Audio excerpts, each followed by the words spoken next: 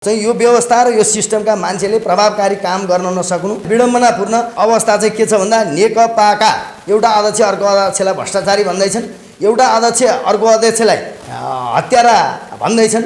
आम जनताले अब उहाँहरूबाट के आशा गर्ने, के विश्वास गर्ने? अहिलेको यो जुन सत्ता लुचीको लडाईँ छ नि, नेकपा भित्रको आन्तरिक किचलो भनौँ, द्वन्द्व भनौँ, यसले चाहिँ समग्र एउटा नेतृत्व र चाहिँ नेतृत्वको प्रवृत्ति तिर चाहिँ आम जनमानसलाई वितृष्णा जगाइराखेको छ। हेर्नुहोस्, अहिले कुनै भ्रष्टाचार नियन्त्रण गरेन केपी ओली सरकारले भनेर नेकपाका नेताहरू केपी ओलीलाई हटाउन लागेका छैनन्। यही उहाँहरूको गतिविधिले गर्दा आज चाहिँ गणतन्त्र विरोधी नारा सडकमा लागिरहेका छ। हेर्दै जानुहोस्, यस्तै गतिविधि बढ्दै गयो भने भोलि राजा आऊ देश बचाऊ भनेर हिजो आन्दोलनमा हिँडेका तपाईँ हामी जस्ता कयौँ दलका कार्यकर्ता सडकमा आउनुपर्ने दिन बन्ने अवस्था चाहिँ बन्न गइरहेको छ। अब हेर्नुहोस्, यो चाहिँ हाम्रो देशको नेतृत्वलाई चाहिँ अहिलेको परिवेश चाहिँ एउटा भ्रष्टाचारको दिवस जस्तै छ। यहाँ चाहिँ भ्रष्टाचार दिवस जस्तो छ, तर अन्तर्राष्ट्रिय चाहिँ भ्रष्टाचार विरुद्धको दिवस हो। डेनमार्क यस्ता मुलुकहरू आज कति सम्पन्न बन्दै गए, कति खुसी छन् भने हामी नेपाली चाहिँ दिन प्रतिदिन भ्रष्टाचारको चाहिँ एउटा दलदलमा चाहिँ आलमा फस्दै गएर देश चाहिँ एउटा जनताले हरेक उपलब्धिहरू चाहिँ उपयोग गर्न पाओस् भन्नेतर्फ जनचाहना रहेको छ। र हामीले विभिन्न 46 देखि 63 का आन्दोलन त्यसैका लागि गऱ्यौँ। चाहिँ जनयुद्धको नाममा अपाङ्ग भएर अहिले पनि बसिराख्नु भएको छ। तर दुर्भाग्यपूर्ण अवस्था हाम्रा नेताको नेतृत्वको र एउटा सत्ताको प्रविधि र चाहिँ एउटा कार्यशैली चाहिँ जहिले पनि आफू अनुकूल, आफू केन्द्रित, आत्मकेन्द्रित र एउटा सम्पत्ति आर्जनलाई नै ठुलो विषयवस्तु मानेर सञ्चालित भयो र त्यसतर्फ गयो। आजको दुर्भाग्यपूर्ण अवस्था र दिन चाहिँ त्यसैको एउटा उपज हो। जोसुकै सरकार आउँदा पनि एउटा भ्रष्टाचारलाई चाहिँ नियन्त्रित र हामी चाहिँ शून्य सहनशीलता अपनाउँछौँ भनेर आएका छन्। सुशील कोइरालाहरू जस्तो भ्रष्टाचारमा त्यति विवादित भएनन् लोकेन्द्रबहादुर चन्दहरू, तर उहाँहरूको एउटा कार्यशैली के थियो भन्दा सुस्त र एउटा नियन्त्रण गर्न नसक्ने खालको त्यो देखिराख्यो। जहिले पनि अख्तियार दुरुपयोग अनुसन्धान आयोगमा आयुक्तहरू, प्रमुख आयुक्त नियुक्त हुँदा एउटा दलीय भागबण्डामा, त्यसमा चाहे नेपाली काङ्ग्रेसको पालामा होस् चाहे नेकपाको पालामा होस्, आफू अनुकूलका व्यक्तिहरू ल्याउने र एउटा भ्रष्टाचारका मुद्दाहरू चाहिँ विपक्षीलाई ठेगाना लाउनु पर्यो भने भ्रष्टाचारका मुद्दा उछाल्ने, आम जनताको एउटा चाहना नहुँदै एउटा दलहरूको सहमतिमा कहाँबाट आयो अब यो कुरा? यो अहिले पनि यो विवादित र शङ्कास्पदै छ। हिन्दू धर्म आम जनताको चाहना विपरीत हटाइयो। त्यो हिन्दू धर्म भएर यहाँ बौद्धिस्ट, क्रिस्चियन अथवा कुनै पनि धर्मलाई भेदभाव गरे पनि थिएन। एउटा हिन्दू राष्ट्र भएर पनि हामीसँग एउटा भाइचारा र आपसी मेलमिलाप थियो। गणतन्त्र ल्याउनु मिल्ने अवस्था थिएन। त्यो संविधान च्यातिएर आएपछिको त्यो परिवर्तन भयो र अहिले पनि राजावादीहरू जो उठ्या छन्, संविधानको तहमा उहाँहरू उठ्न ठिक हुँदैन।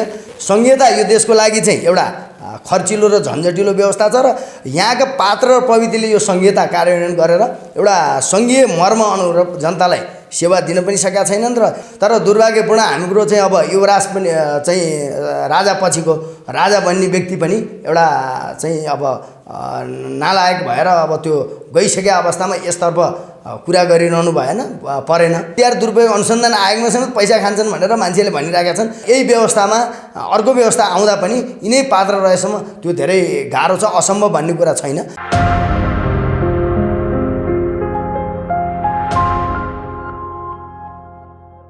दर्शकबिन नमस्कार, PNBखबर.com को यो अर्को विशेष श्रृङ्खलामा आज हामीसँग अधिवक्ता कञ्चन कृष्ण नेउपानेजी हुनुहुन्छ। विशेष गरी समसामयिक विषयवस्तु, समसामयिक राजनीतिको बारेमा केही बहसहरू हामी गर्नेछौँ। सर, यहाँलाई स्वागत छ PNBखबर.com मा। हजुर, धन्यवाद।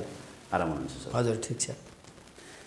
यो आज चाहिँ भ्रष्टाचार विरोधको दिवस रहेछ होइन, अन्तर्राष्ट्रिय दिवस। हजुर, अघि तपाईँले फोनमा भन्दा चाहिँ फेरि भ्रष्टाचार दिवस भन्नुभयो। हाम्रो नेताहरूले पनि मनाइरहेका होला होइन आज यो? अब हेर्नुहोस्, यो चाहिँ हाम्रो देशको नेतृत्वलाई चाहिँ अहिलेको परिवेश चाहिँ एउटा भ्रष्टाचारको दिवस जस्तै छ। यहाँ व्यापक भ्रष्टाचार मौलाएको छ र एउटा भ्रष्टाचारलाई संरक्षण गर्ने गतिविधि पनि देखिराखे भएर र नेपालमा भ्रष्टाचारीहरू खुलेआम चाहिँ एउटा निष्क्रिय रूपमा चाहिँ एउटा गतिविधि र हिँडिराख्न सक्ने अवस्था पनि बन्या भएर यहाँ चाहिँ भ्रष्टाचार दिवस छ, तर अन्तर्राष्ट्रिय चाहिँ भ्रष्टाचार विरुद्धको दिवस हो र हामीले चाहिँ एउटा भ्रष्टाचारलाई चाहिँ जडैदेखि निर्मूल गर्नको लागि अन्तर्राष्ट्रिय तहमा हेर्नुहोस्, विश्वका चाहिँ भ्रष्टाचार नभएका नर्वेदेखि लिएर चाहिँ तपाईँको डेनमार्क यस्ता मुलुकहरू आज कति सम्पन्न बन्दै गए, कति खुसी छन् भने हामी नेपाली चाहिँ दिन प्रतिदिन भ्रष्टाचारको चाहिँ एउटा दलदलमा चाहिँ आलमा फस्दै गएर हरेक प्रजातन्त्र गणतन्त्र एउटा स्वतन्त्रता पाउँदा समेत एउटा हाँसी खुसी र एउटा चाहिँ निष्पीकृततापूर्वक रहन नसक्ने अवस्था र देशको दुर्भाग्यपूर्ण अवस्था बन्दैछ। यो अर्थमा हामीले चाहिँ भ्रष्टाचार विरुद्ध चाहिँ सधैँ खबरदारी गरिरहनु पर्ने आवश्यकता देखिन्छ। नेपालको राजनीतिक इतिहास हेर्ने हो भने जुनसुकै परिवर्तनहरू आउँदा पनि भ्रष्टाचारलाई चाहिँ मुख्य एजेन्डा बनाइँदो रहेछ कि। हजुर, अहिले पनि यो भ्रष्टाचारको विषयलाई चाहिँ परिवर्तनको लागि मुख्य एजेन्डा बनाइएको हो कि भन्ने हामीलाई शङ्का पो लाग्न थालेछ। हेर्नुहोस्, यस्तो छ, जहाँ चाहिँ एउटा जनताले चाहिँ एउटा राम्रो आर्थिक विकास होस् र एउटा देश चाहिँ समुन्नत र एउटा सक्षम नेतृत्व र एउटा दूरदर्शी भिजन भएको नेतृत्व होस् र देश चाहिँ एउटा जनताले हरेक उपलब्धिहरू चाहिँ उपयोग गर्न पाओस् भन्नेतर्फ जनचाहना रहेको छ र हामीले विभिन्न 46 देखि 63 का आन्दोलन त्यसैका लागि गऱ्यौँ। विभिन्न व्यक्तिहरूले शहादत प्राप्त गर्नुभयो, कति चाहिँ जनयुद्धको नाममा अपाङ्ग भएर अहिले पनि बसिराख्नु भएको छ। तर दुर्भाग्यपूर्ण अवस्था हाम्रा नेताको नेतृत्वको र एउटा सत्ताको प्रविधि र चाहिँ एउटा चाहिँ कार्यशैली चाहिँ जहिले पनि आफू अनुकूल, आफू केन्द्रित, आत्मकेन्द्रित र एउटा चाहिँ सम्पत्ति आर्जनलाई नै ठुलो विषयवस्तु मानेर सञ्चालित भयो र त्यसतर्फ गयो। आजको दुर्भाग्यपूर्ण अवस्था र दिन चाहिँ त्यसैको एउटा उपज हो आजको दिन। हजुर, जस्तो पहिला 62-63 को आन्दोलन अगाडि के आवाज उठ्थ्यो भने राजाहरूले चाहिँ अरबौँ कमाए, स्विस ब्याङ्कमा कति सम्पत्ति राखेको छ भनेर त्यस्तो आवाजहरू उठ्थ्यो। त्यो 62-63 को आन्दोलन पश्चात ती कुराहरू फेरि मलिन हुँदै गए। यति बेला पनि ओलीले चाहिँ यति अर्ब राखेको भनेर फलानु पत्रिकाले लेख्यो भनेर चाहिँ चिच्याइरहेका छन्, सडकमा खुलेआम बोलिरहेको अवस्था छ। भोलि फेरि परिवर्तन भए पछाडि चाहिँ भोलि आउने मान्छेहरू भ्रष्टाचारी हुन्छन् र यी कुराहरू फेरि मलिन हुँदै जाने त हो नि, होइन सर? प्रवृत्ति त हामी नेपालीको प्रवृत्ति त एउटै हो नि। सबभन्दा सर्वप्रथम चाहिँ एउटा प्रविधि र पात्रको हामी हेरौँ। हामीले सरसर्ती हेरौँ, अब तपाईँको साउदी अरबका चाहिँ एउटा राजकुमार छन्, होइन, शेख मोहम्मद। उनले चाहिँ एउटा आफ्नो स्पष्ट भिजन लिएर एउटा आर्थिक रूपमा चाहिँ देशलाई आज दुबई देशलाई कहाँसम्म पुर्याए। चाहिँ माथिर मोहम्मद हेरौँ, होइन, चाहिँ हामीले यो के देख्छौँ भने एउटा पात्र चाहिँ स्ट्रङ र एउटा भिजन दूरदर्शी भयो र उसले भ्रष्टाचारमा चाहिँ ऊ केन्द्रित भएन र त्यतातर्फ चाहिँ एउटा नियन्त्रण गरेर जान सक्यो। तर हाम्रा नेताहरूलाई त गर्नै दिँदैन नि त सर। 2 वर्ष 3 वर्ष यहाँ केन्द्रीय प्रधानमन्त्री खायो भने त होइन, अब हाम्रो पालो आइसक्यो भनेर रडाको मचिहाल्छ, होइन। आजको जुन नेकपाभित्र किचलो छ यो पनि त्यसकै उपज नै होला, निश्चय नै यो पनि त्यसकै उपज नै होला। यहाँ त तपाईँको स्टेबल गभर्मेन्ट भिजन भएका नेताहरूलाई कि त मारिन्छ कि त सत्ताबाट हटाइन्छ, पाखा लगाएर राखिन्छ। अब हेर्नुहोस्, यो चाहिँ एउटा हाम्रो देशको चाहिँ जहिले पनि जोसुकै सरकार आउँदा पनि एउटा भ्रष्टाचारलाई चाहिँ नियन्त्रित र हामी चाहिँ शून्य सहनशीलता अपनाउँछौँ भनेर आएका छन् र हरेक त्यही सरकार चाहिँ भ्रष्टाचारलाई चाहिँ कन्ट्रोल गर्न नसकेका उदाहरण छन्। जस्तो हामीले भनौँ भ्रष्टाचारमा लिप्त भएको भन्दा पनि हेर्नुहोस्, सुशील कोइरालाहरू जस्तो भ्रष्टाचारमा त्यति विवादित भएनन्, लोकेन्द्रबहादुर चन्दहरू। तर उहाँहरूको एउटा कार्यशैली के थियो भन्दा सुस्त र एउटा नियन्त्रण गर्न नसक्ने खालको त्यो देखिरहेको र एउटा भिजनरी र एउटा चाहिँ बोल्ड डिसिजन गर्न सक्ने नेता चाहिँ जति आए त्यसमा चाहिँ एउटा नेकपाका अहिलेका चाहिँ केपी ओली हुन् अथवा पहिला नेपाली काङ्ग्रेसका गिरिजाप्रसाद कोइराला हुन्, होइन। अब यस्ता व्यक्ति चाहिँ अलिकति भ्रष्टाचारलाई चाहिँ नियन्त्रण गर्ने भन्दा पनि एउटा चाहिँ आफू सम्बद्ध आफू नजिकका मान्छेहरूलाई चाहिँ एउटा संरक्षण गर्ने तर्फ केन्द्रित भएको भएर उहाँहरूले पनि एउटा डिसिजन चाहिँ लिन सक्नु भएन र त्यसैको चाहिँ एउटा फ्रस्ट्रेसन चाहिँ एउटा नेपाली काङ्ग्रेस र नेकपा प्रति नै एउटा जनविश्वास गुम्दै गएर आजको दिनमा चाहिँ राजा आऊ देश बचाऊ भन्नुपर्ने अवस्था आएको छ। कञ्चन सर, यो पोइन्टमा म अलिकति पछाडि आउँछु। मैले अझै पनि भन्न खोजेँ कि जस्तो विकास बजेटमा जति धेरै महत्त्व केपी ओलीले दिनुभएको छ नि, त्यो योभन्दा अगाडि त कुनै पनि प्रधानमन्त्रीले दिएको देखिँदैन। र आज यो 3 वर्षको पिरियडमा जति धेरै विकास गाउँ गाउँमा होइन, सडकदेखि लिएर होइन इन्फ्रास्ट्रक्चरहरू जति बनिरहेका छन् त्यो त देखिँदैन। तपाईँले भने जस्तै ती विकास बजेटहरूमा दुरुपयोग भएका प्रशस्त उदाहरणहरू चाहिँ छन् होइन। अब त्यहाँ केपी ओलीले नै गएर सबै गाउँ गाउँमा भ्रष्टाचार गरे भने त नहोला, तपाईँले भने जस्तै भ्रष्टाचार गर्नेहरूलाई संरक्षण गरे भन्नुभयो।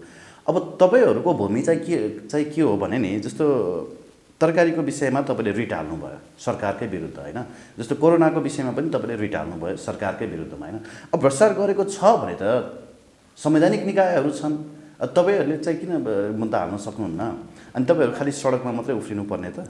अब यस्तो हेर्नुहोस्, हाम्रो देशमा एउटा संविधानले भ्रष्टाचारको लागि अख्तियार दुरुपयोग अनुसन्धान आयोगलाई एउटा स्वतन्त्र निकायको रूपमा चाहिँ एउटा परिकल्पना गरेर व्यवस्था गर्यो र हाम्रो भ्रष्टाचार निवारण ऐन 59 पनि आयो, अख्तियार दुरुपयोग अनुसन्धान आयोग ऐन 48 पनि कार्यान्वयनमा छ। अब यसमा कार्यान्वयनको पाटो चाहिँ फितलो छ, किनभने जहिले पनि अख्तियार दुरुपयोग अनुसन्धान आयोगमा आयुक्तहरू प्रमुख आयुक्त नियुक्त हुँदा एउटा दलीय भागबण्डामा, त्यसमा चाहे नेपाली काङ्ग्रेसको पालामा होस् चाहे नेकपाको पालामा होस्, आफू अनुकूलका व्यक्तिहरू ल्याउने र एउटा भ्रष्टाचारका मुद्दाहरू चाहिँ विपक्षीलाई ठेगाना लाउनु पर्यो भने भ्रष्टाचारका मुद्दा उछाल्ने र एउटा सुशासनको लागि चाहिँ भ्रष्टाचार का मुद्दाहरू चाहिँ प्राथमिकतामा नराखेर र त्यो सम्बन्धित निकायलाई जो स्वतन्त्रपूर्वक काम गरेर एउटा भ्रष्टाचारमा चाहिँ नियन्त्रण गर्न सक्नु पर्थ्यो। त्यतातर्फ सरकारको पनि म प्रधानमन्त्री किन भन्दैछु भने भ्रष्टाचारको मुहान जहिले पनि माथि हुन्छ, विकासको मुहान तलबाट फुट्नुपर्छ।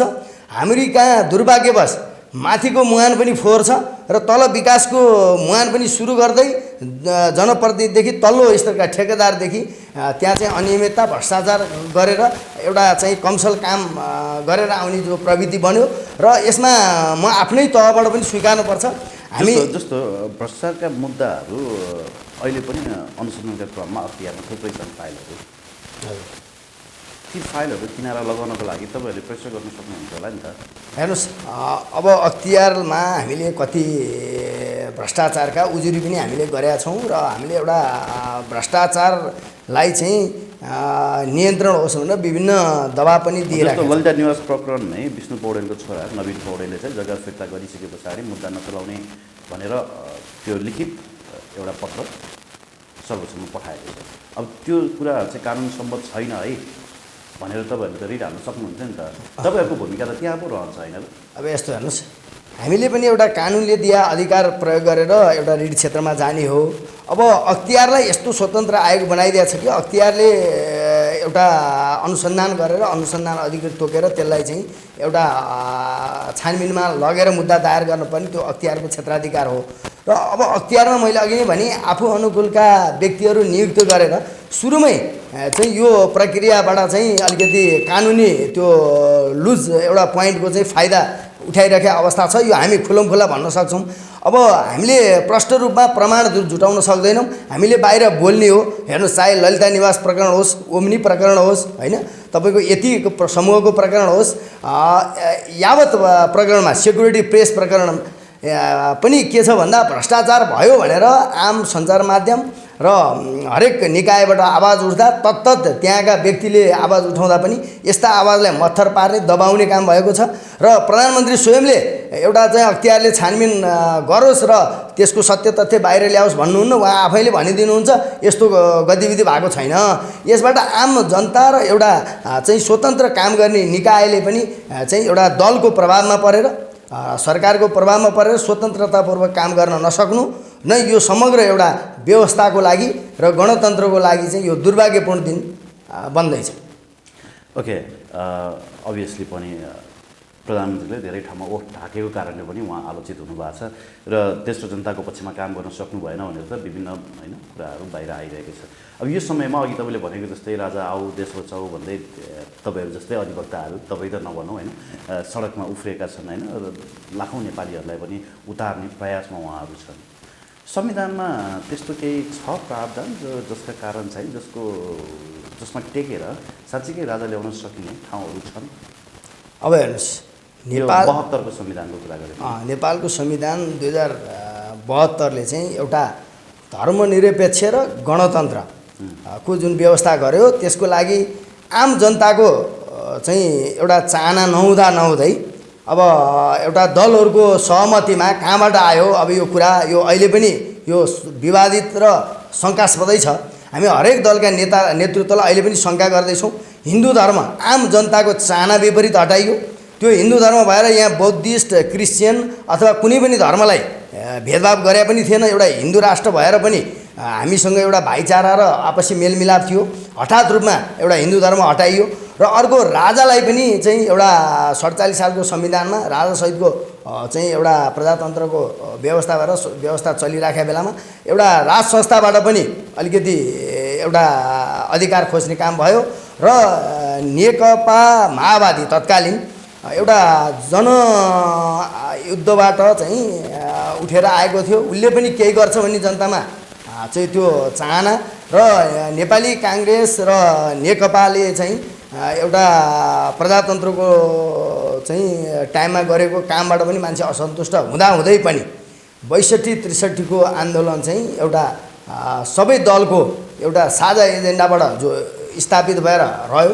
अब 72 को संविधानमा चाहिँ धेरैवटा संवैधानिक व्यवस्थामध्ये अब चाहिँ राजाको त्यहाँ स्पेस रहेन होइन। अब पुरा गणतन्त्र भइसकेपछि अब अहिले जुन सडकमा आन्दोलन उठ्यो, हेर्नुहोस्, हरेक आन्दोलन चाहिँ कानुनको तहमा भएर आन्दोलन हुँदैन।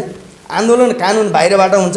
जब कानुनमा केही कुरा, संविधानमा केही कुरा रहेन भने ती मागलाई सम्बोधन गर्नको लागि आन्दोलन उठ्छन् र हरेक आन्दोलनले एउटा कानुन त निर्णय पनि गर्दैन होइन। अब जस्तो हामीले 47 सालको संविधान हेऱ्यौँ भने यो 72 को संविधानमा राजालाई सिधै चाहिँ एउटा जनमत सङ्ग्रह नभई फालेर गणतन्त्र ल्याउनु मिल्ने अवस्था थिएन।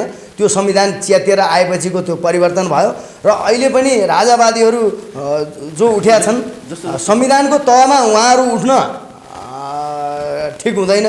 तर एउटा चाहिँ यो व्यवस्था र यो सिस्टमका मान्छेले प्रभावकारी काम गर्न नसक्नु र सबभन्दा हेर्नुहोस् विडम्बनापूर्ण अवस्था चाहिँ के छ भन्दा नेकपाका एउटा अध्यक्ष अर्को अध्यक्षलाई भ्रष्टाचारी भन्दैछन्, एउटा अध्यक्ष अर्को अध्यक्षलाई हत्यारा भन्दैछन्। आम जनताले अब उहाँहरूबाट के आशा गर्ने, के विश्वास गर्ने?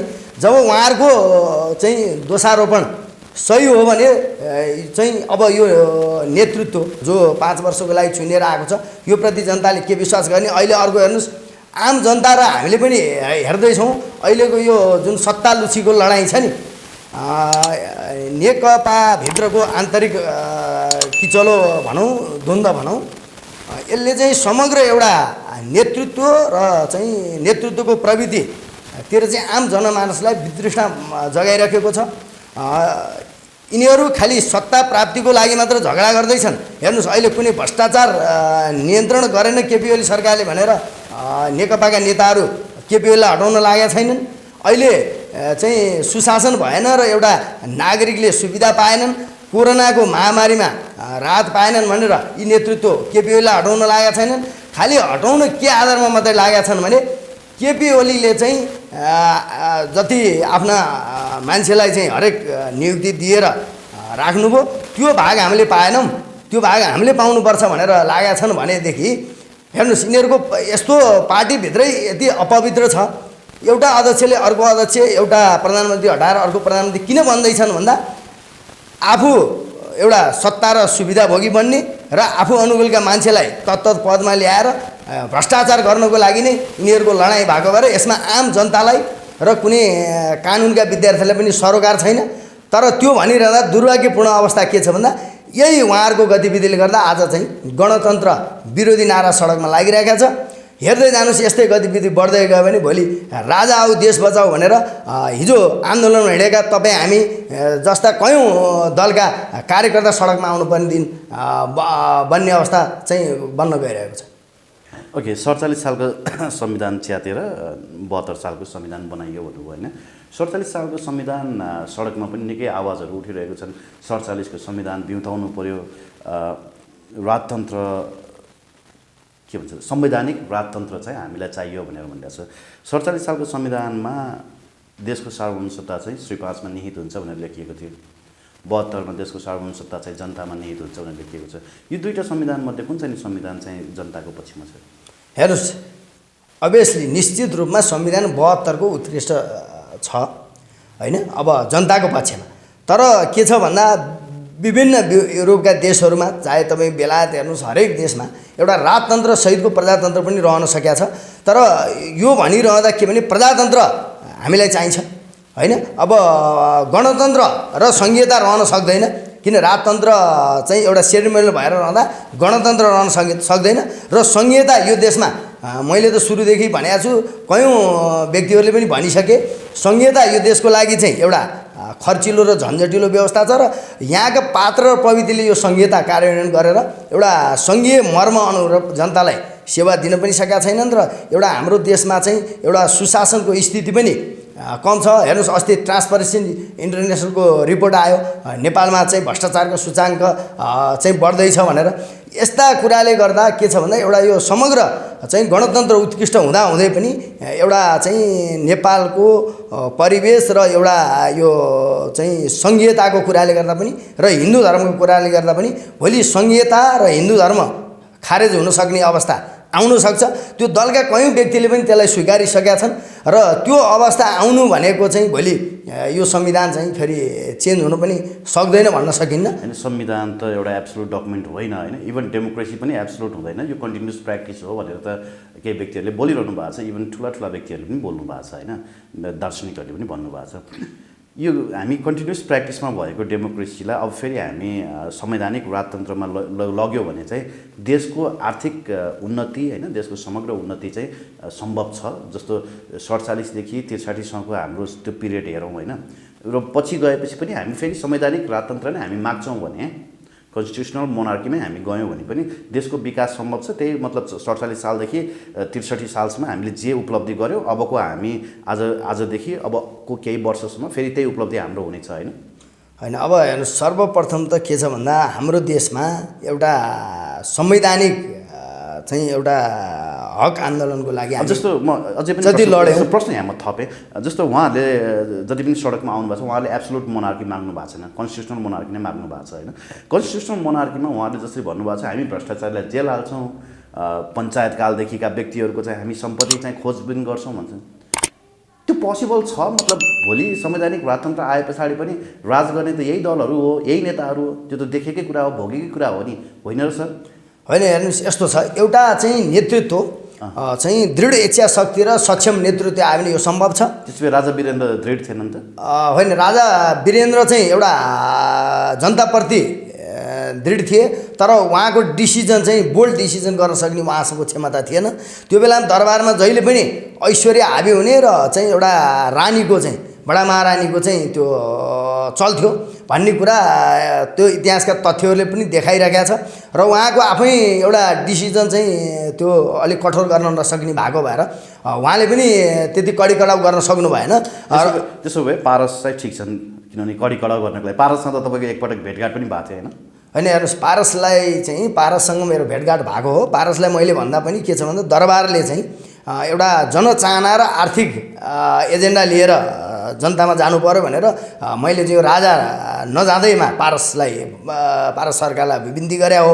उहाँले त्यो युआर एब्सोल्युटली राइट भन्नुभयो, तर त्यो तर्फ जाने पारसको चाहिँ एउटा अब अहिले त उहाँ भौतिक रूपमा पनि हेर्नुहोस् एउटा राजा जस्तै छैन, एउटा जनताको चाहिँ एउटा इज्जतदार छोरो जस्तो पनि नभएर हिँडिसकेपछि अब पारसको त हामीले कल्पना गर्न सकेनौँ। म अहिले यति भनिदिन सक्छु, अहिले चाहिँ पारसको ठाउँमा दिपेन्द्र जस्तो युवराज हो भने हामी नै राजा सहितको प्रजातन्त्र चाहिन्छ र यस्तो एउटा एकताको प्रतीक भएर अगाडि बढ्छ भन्ने सक्ने अवस्थामा जान सक्थ्यौँ।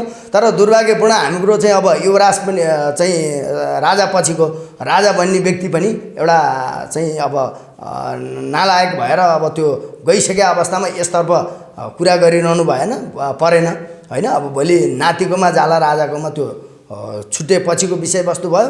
र अहिलेको कुरामा चाहिँ के छ भन्दा यी दल र दलका नेतृत्वले चाहिँ राजा आऊ देश बचाऊ भन्नुपर्ने परिस्थिति चाहिँ उनीहरूको अकर्मण्यता र नेतृत्वको क्रियाकलाप र एउटा देशलाई चाहिँ एउटा भिजनरी लिडर होइन जस्तो तपाईँहरू जस्तै विद्वानहरूले नेताहरूको अकर्मण्यता भयो भने अब राजाले गरेको अकर्मण्यतालाई चाहिँ फेरि निम्त्याउने त होइन।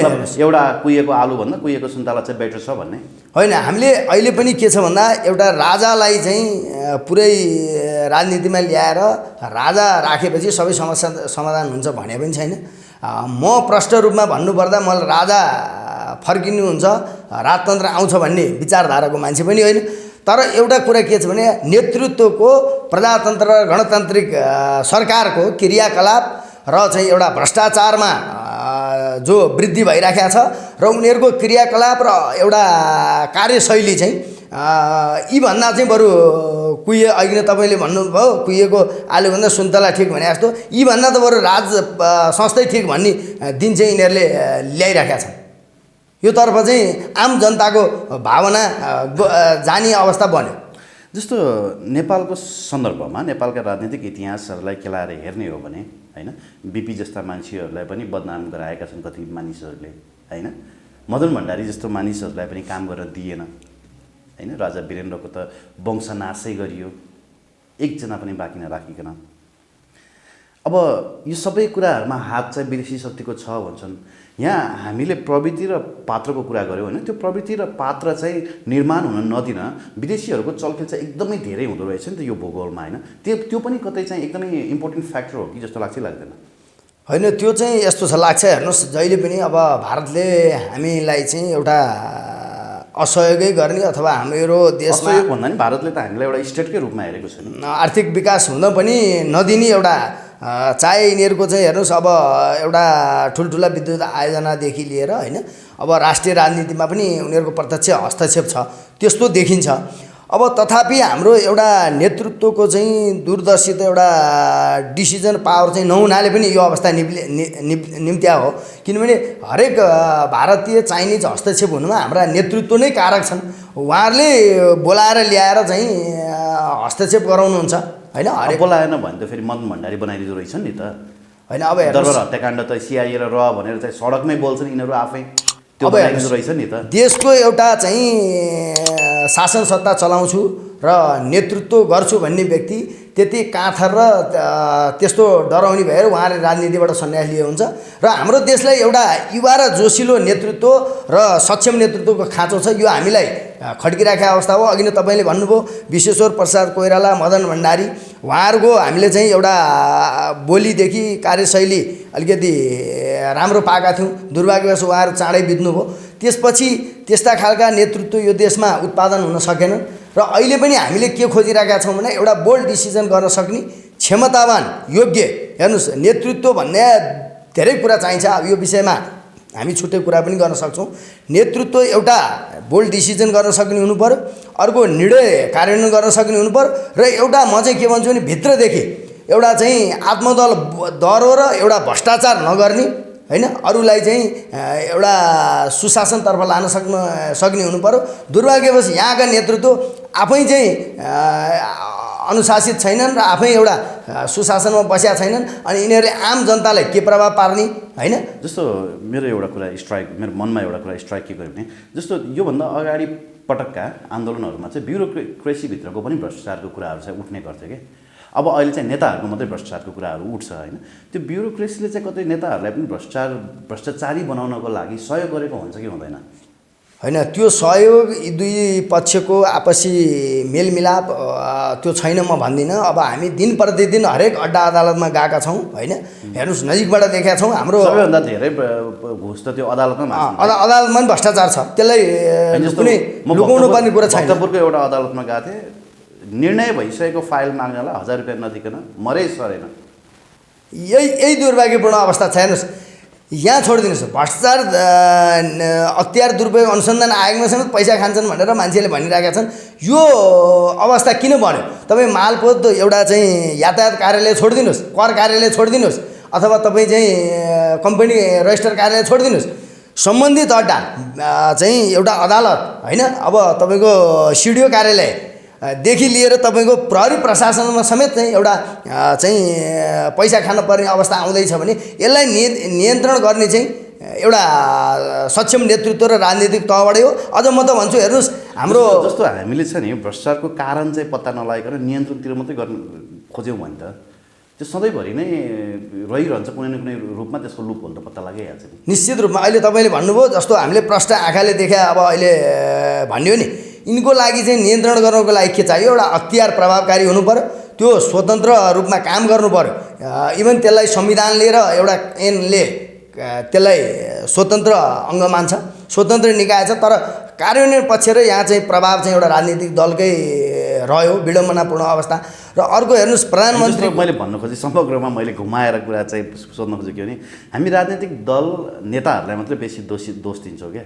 आखिर ब्युरोक्रेसीभित्र पनि भ्रष्टाचार छ, तपाईँले भन्नुभयो कि प्रहरी प्रशासनभित्र पनि भ्रष्टाचार छ, जनताहरूको माझमा त झनै ठुलो भ्रष्टाचार छ। सबैभन्दा ठुलो कालाबजारीहरू त यही जनताहरू नै हुन् होइन भने दोष यो सबै प्रवृत्ति नै हो कि दोष होइन, अथवा पात्र मात्रै हो कि दोष होइन, अथवा यी नेताहरूलाई मात्रै हामी दोस्याइरहने होइन? नेतृत्वलाई दोस्याउनु पर्ने एउटा कारण के हो भने हेर्नुहोस्, एउटा देशको उच्च तहमा पुगेर एउटा राजनीतिक तहबाट आएर मन्त्री प्रधानमन्त्री भएपछि सर्वप्रथम यसको नियन्त्रण गर्ने जिम्मा उहाँका आउँछ। हाम्रो भ्रष्टाचार निवारण 59 को दफा त्यो 37मा चाहिँ एउटा राष्ट्रिय सतर्कता केन्द्र छ, त्यो सचेत गराउनु पर्ने केन्द्र, त्यसको प्रमुखै प्रधानमन्त्री हुनुहुन्छ।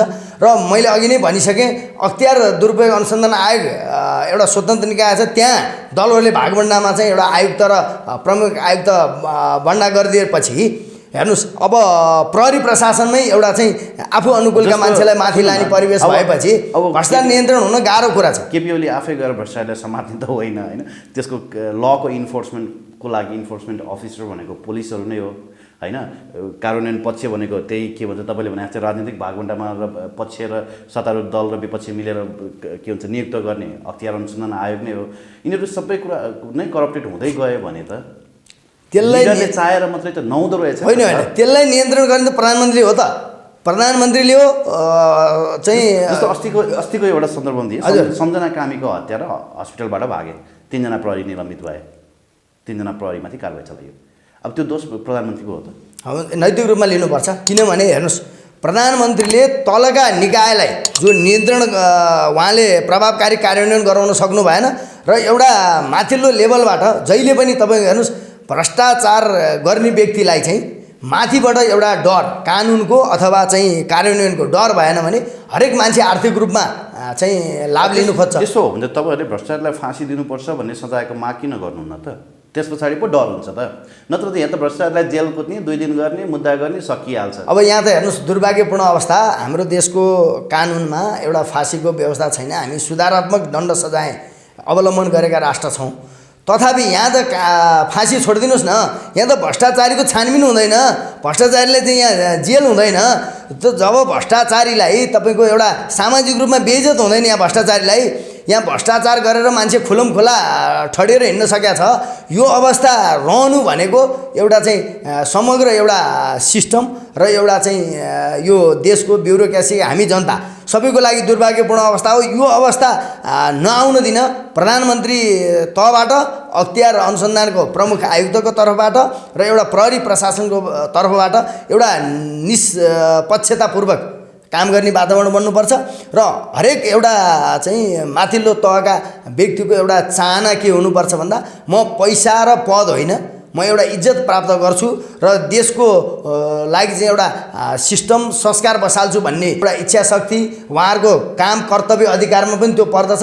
तर दुर्भाग्यपूर्ण अवस्था के छ भन्दा उहाँहरूले त्यो काम कर्तव्य अधिकार बिर्सिरहनु भएको छ र उहाँहरू फगत एउटा के भने शक्ति प्राप्त गर्ने र पैसा कसरी प्राप्त गर्ने भन्नेतर्फ केन्द्रित हुनुहुन्छ र त्यसको लागि चाहिँ हाम्रो राजनीतिक नेतृत्वले चाहिँ एउटा सहयोग गरिराखेको छ, मलजल गरिराखेको छ र राजनीतिक नेतृत्वको चाहिँ दृढ इच्छा शक्ति यो भ्रष्टाचार नियन्त्रण गर्ने होइन, शक्तिमा कसरी रहने र चाहिँ राज्य सत्ता चलाउने। र तुलसी गिरीको अन्तर्वार्ता हेर्दाखेरि मलाई एउटा कुरा चाहिँ अचम्म के लाग्यो भने नि, भोलि भोट हाल्ने बेला जनताले रक्सी मासु चिउरा होइन बियर के नभइकन हाल्दैनन्, त्यसको लागि उसले पैसा खर्च गर्नै पर्यो, पर्चा बाँड्नै पर्यो, बाइकमा तेल हालिदिनै पर्यो। अब यी जनता नसुध्रिन्जेलसम्म नेताहरू सुध्रिँदैनन्।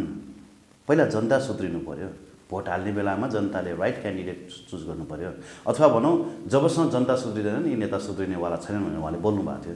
त्यो कुरा सही हो कि? सही कुरा हो। हेर्नुहोस्, जनतामा हामीले पनि हाम्रो स्तरबाट यो कुरा स्वीकार्नुपर्छ।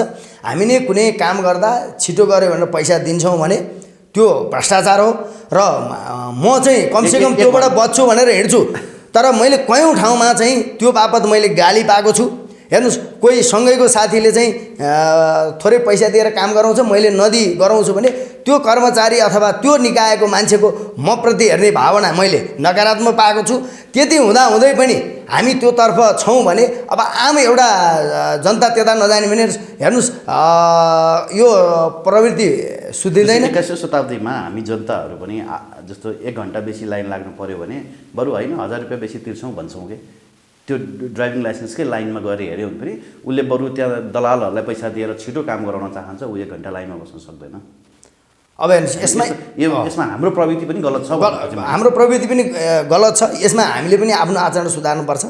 त्यो भनिरहँदा एउटा चाहिँ कार्यान्वयन तहमा जहिले पनि एउटा ब्युरोक्रेसीलाई चाहिँ राजनीतिक अथवा मन्त्रीहरूले चाहिँ एउटा कन्ट्रोलमा राख्ने हो भने त्यो प्रविधि सचिवले त्यो उसमा राख्ने हो भने त्यो प्रविधि कम हुन्छ, अन्त हुन्छ। अनि जनताले पैसै दिएनन् भने त भ्रष्टाचार कहाँबाट हुन्छ? होइन, हेर्नुहोस् अब यस्तो छ, ब्युरोक्रेसीको भ्रष्टाचार। त्यसको लागि चाहिँ सबभन्दा ठुलो कुरा हामी कहाँ एउटा हामी दुर्भाग्यवश चाहिँ एउटा सिस्टममा जान सकिरहेका छैनौँ।